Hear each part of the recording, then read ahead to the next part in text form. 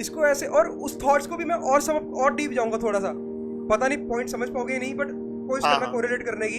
Example से मैं एक एग्जांपल देता हूँ, फिर उससे कोरिलेट शायद कर पाऊँ। जब हम Yes, शादी sir. में जाते हैं, शादी से वापस आते हैं, 3-4 दिन बाद हमारे दिमाग में कुछ शादी की चीजें चल रही होती हैं, कुछ फिल्म रील चल रही होती है, थॉट्स चल रहे होते हैं उस चीज को लेके कि हाँ यार ये खाना बहुत टेस्टी था, यार उसने डांस ऐसे किया, यार वो बंदर की तरह नाच रहा था तो वो बंदरों की तरह नाच रहा था। तो ये चीजें हमारे दिमाग में चलती हैं।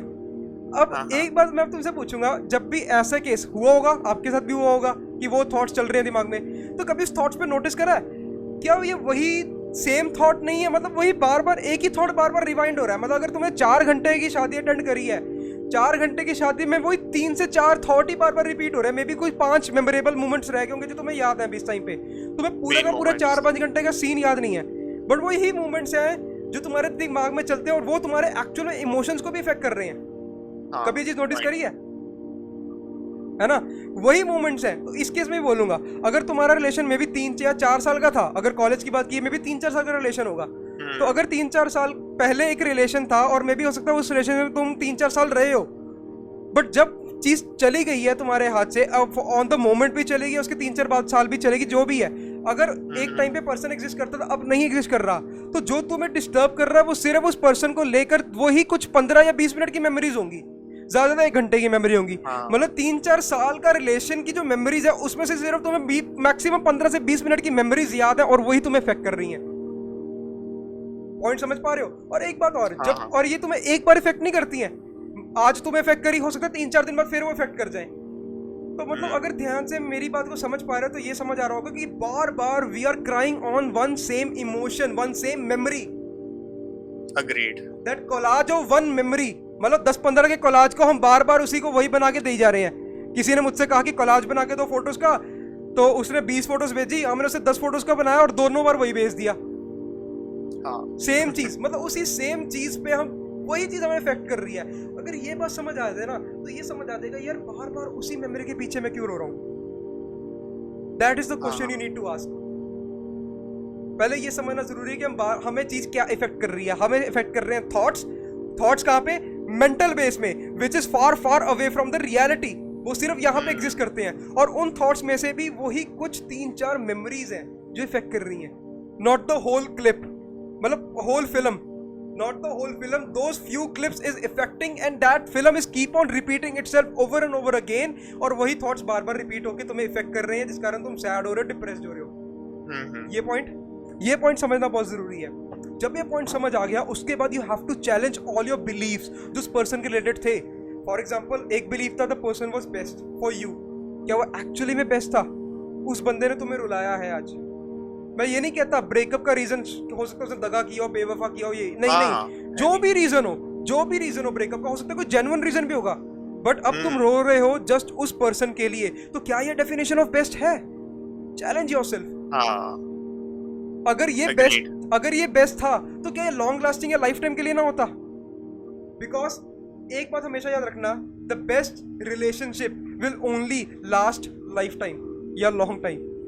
अगर सब कुछ बेस्ट था तो वो पूरा लाइफ टाइम रहेगा, अगर कुछ सही नहीं था तो वो टूटेगा। That was meant to be. You need to accept it and see it the way it is. इस टाइम पे हमारे दिमाग में थॉट्स चलते हैं कि काश वो पर्सन हमारे साथ होता, काश हम उसके साथ होते, काश अभी भी वही बातें हो, मीठी मीठी बातें हो रही होती। तो वो काश को छोड़ना पड़ेगा सबसे पहले, वो काश को छोड़कर, बिकॉज दैट काश is, you are talking about the virtual world right now, that is far away from the reality, your past, जो अभी एग्जिस्ट नहीं करता।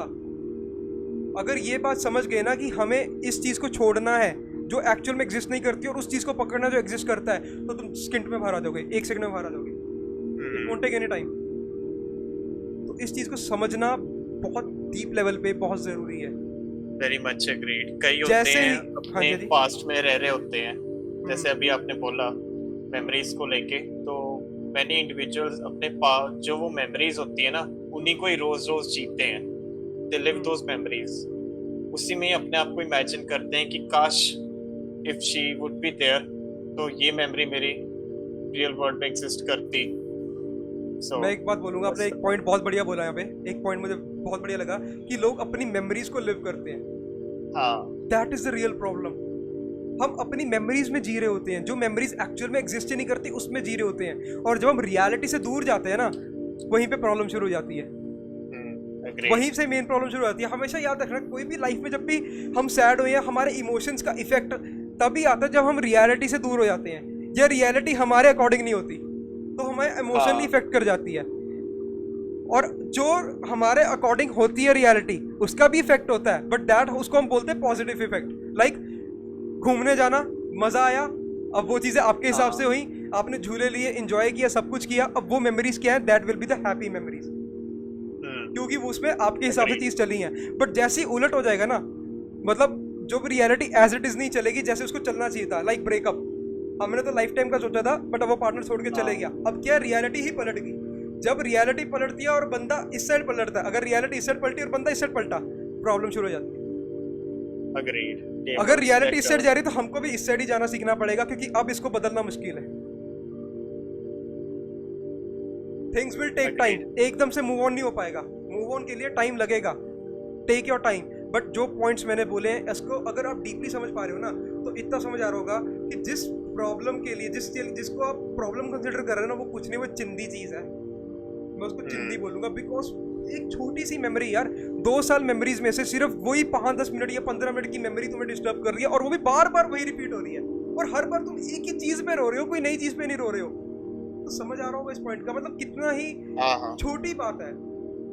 मुझे नहीं पता देख पा रहे नहीं देख पा रहे, बट अगर ये पॉइंट उस डेप्थ पे समझ आ रहे जिस डेप्थ पे मैं समझाना चाह रहा हूँ, मेरे को ज्यादा तो नहीं हो रहा? No, definitely not. तो समझ आ रहा होगा कितना छोटा सा चीज है। कोई भी प्रॉब्लम छोटी बड़ी नहीं होती, हर एक प्रॉब्लम उतनी ही बड़ी होती जितना उसे बड़ा देखना चाहते हैं। हम उसे यहाँ बड़ा से निकलने का सोल्यूशन ही यही है कि इसको कंट्रोल करना पड़ेगा, इस पे वर्क करना पड़ेगा। अगर एक सवाल पूछता हूँ, एक सवाल जनरली, मैंने जैसे बताया कि यहाँ पे वो चीजें हैं जो चल रही हैं और वही इफेक्ट कर रही हैं। अगर उस पर्सन का खोने का डर था तभी इफेक्ट, खोने के बाद इफेक्ट किया। अगर डर ही ना होता क्या इफेक्ट करता? No, not at all. नहीं करता। फीलिंग्स नहीं है ना, वो डर नहीं है कि हाँ दैट पर्सन ही और she would leave from my life. बिल्कुल सही बात है। तो अगर वो डर नहीं है तो वो इफेक्ट नहीं करता, और अगर वही डर और वही मेमोरीज में ले लूं तो तुम्हारा प्यार कहाँ है? और अगर वो डर और अगर वही मेमोरीज में ले लूं तो अब तुम क्या कर रहे होते उस टाइम पे? अब फॉर एग्जांपल आप हो, आपका ब्रेकअप हुआ है और आप सैड हो, बट मैंने आपके अंदर से वही सारी मेमोरीज निकाल ली, तो क्या करोगे? Nothing, move on. Move on तो यहाँ पे मूव ऑन का वर्ड ही नहीं बनता ना, मूव ऑन की तो बात ही नहीं बनती। मूव ऑन तो तब करते जब आप इससे उठने की कोशिश करते। अब वो चीज है ही नहीं है जिससे आपको उठना है, आपको तो याद ही नहीं है, अब वो काम कर रहे होते जिस पे आपको फोकस करना चाहिए था। समझ रहे हो? तो यही चीज समझनी है। अगर यही क्वेश्चन पूछना है, अगर मेरे अंदर ये फियर्स ना होते, अगर मेरे अंदर ये थॉट्स ना होते, मेमोरीज ना होती, तो मैं तब क्या कर रहा होता? तो मतलब जो चीज मुझे डिस्टर्ब कर रही है वो कहीं ना कहीं मेरे थॉट्स ही हैं, और वो थॉट्स जो, और वो रूट कॉज, या that is a root cause, और वो रूट कॉज जो एक्चुअल में है ही नहीं है।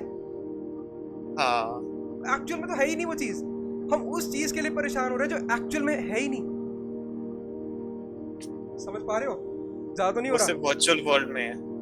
No, definitely not. कहीं भी एग्जिस्ट ही नहीं कर रहा, वो सिर्फ हमारे इमेजिनेशन में ही अब, जो है ही नहीं है, खत्म, बिल्कुल ही नहीं है। समझ पा रहे हो? हाँ, बिल्कुल सर। जब ये पॉइंट समझ आ जाएंगे ना, नाउ द फेस, जिसको मैं बोलता हूँ हीलिंग, स्टार्ट हो जाएगा। Very much correct. From that point onwards you will start healing, because अब तुम्हें समझ आ चुका है कि what was, और सबसे important बात, you have to ask yourself what is your actual worth। क्या तुम बस इतना ही डिजर्व करते थे, या you deserve much more better than that? क्या तुम इतना ही डिजर्व करते थे? अगर करते थे फिर तो जा चुकी है, फिर तो तुम्हारा कुछ नहीं हो सकता, रो बैठ के। सेल्फ रियलाइजेशन इंपॉर्टेंट होती है। यस, सही बात है।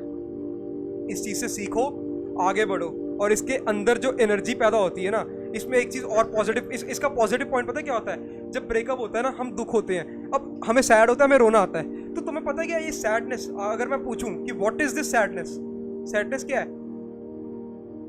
एक फीलिंग है, एक इमोशन है, एक फीलिंग है, एक इमोशन है। No, what is emotion? Break करो, what is emotion? Emotion is energy in motion. Energy in motion is emotion. Emotion बना एनर्जी इन मोशन से। तो ये फीलिंग्स और ये जो एनर्जी है, जो ये इमोशंस है तुम्हारे जो तुम्हें इफेक्ट कर रहे हैं, क्या वो एक एनर्जी नहीं है? हाँ, because definitely emotions are energy in motions. और अगर ये एनर्जी है, सोचो इस एनर्जी से क्या नहीं हो सकता। चैनलाइज किया जा सकता है उसे। अगर इस एनर्जी को चैनलाइज करें, अब एक लाइफ में हम कुछ भी करते हैं, फॉर एग्जाम्पल हर एक इंसान को कोई ना कोई डिजायर होता है, गोल होता है, मुझे ये बनना है। तो वो डिजायर और गोल क्या है? क्या वो एनर्जी नहीं है? हाँ, उसके लिए और भी तो एनर्जी चाहिए। और उस एनर्जी को हम कहाँ लगा रहे हैं? अपने डिजायर्स और गोल्स को कंप्लीट करने के लिए। हाँ, तभी हम कुछ अचीव कर पाते हैं। correct। मतलब अगर उस एनर्जी को राइट जगह पे लगाया जाए तो हम अचीव कर लेते हैं कुछ ना कुछ जो हमें अचीव करना है। तो ये भी तो एनर्जी है। क्या इस एनर्जी का इस्तेमाल नहीं किया जा सकता? बिल्कुल किया जा सकता और अगर इस एनर्जी को इस्तेमाल कर लिया कुछ अचीव करने के लिए, तो बहुत कमाल की चीज निकल के आएगी। हाँ, if you try to see what I am saying right now, तो बहुत कमाल हो सकता है इस चीज से। अपना प्रेजेंट ही बंदा बढ़िया मतलब कर अगर सकता ये समझ जाए कि हमारी सैडनेस, और अब मैं बताता हूँ, अब ये एनर्जी किस फॉर्म में निकलती है जब हम सैड होते हैं? आंसुओं के फॉर्म में। जब आंसू बहा लेते हैं तो हमें हल्का नहीं फील होता। क्यों? क्योंकि हमने एनर्जी को बाहर निकाला है। एनर्जी वेंट आउट हो गई। एनर्जी बाहर। अगर हम यही एनर्जी को किसी और जगह लगा दें, किसी और जगह चैनलाइज कर दें, कुछ कमाल का निकल के नहीं आएगा? कुछ अलग Definitely। हो जाए, कुछ बहुत कमाल की चीज हो जाएगी। बहुत एग्जांपल्स हैं बिल्कुल। इस रियल लाइफ में जिन्होंने ब्रेकअप के बाद पता नहीं क्या कर दिया। क्यों? क्योंकि दे अंडरस्टूड कि this is nothing but an energy. उन्होंने इस ब्रेकअप को सैडनेस या टीयर्स के फॉर्म में ना देखकर इसको एनर्जी के फॉर्म में देखा, जो वो एक्चुअल है। मतलब इन रियलिटी वो एक एनर्जी है। अगर ये समझ आ जाएगा ना, तो उसको ये भी समझ आ जाएगा इस टाइम पे करना क्या है। You can channelise and bring out something best in you. Definitely. तो और कोई सवाल आपका? No, and thank you so much sir for your answer, and definitely मैं अपने फ्रेंड को। तो आपको जवाब मिल गया ना अपने सवाल का? हाँ, definitely, and I'm totally agreed with your point, and अपने फ्रेंड को भी मैं जरूर एक्सप्लेन करूंगा आपका point of view, and I'm sure बिल्कुल कि वो इस चीज से बाहर आ पाएगा। बिल्कुल जरूर निकल जाएगा। अगर उस पॉइंट के डेप्थ को समझ जाओ तो डेफिनेटली ये पॉइंट तुम्हें कंसेप्ट ऑफ हीलिंग की तरफ ले आएगा। बिल्कुल। बिल्कुल। So thank you so much, have a great night. Thank you.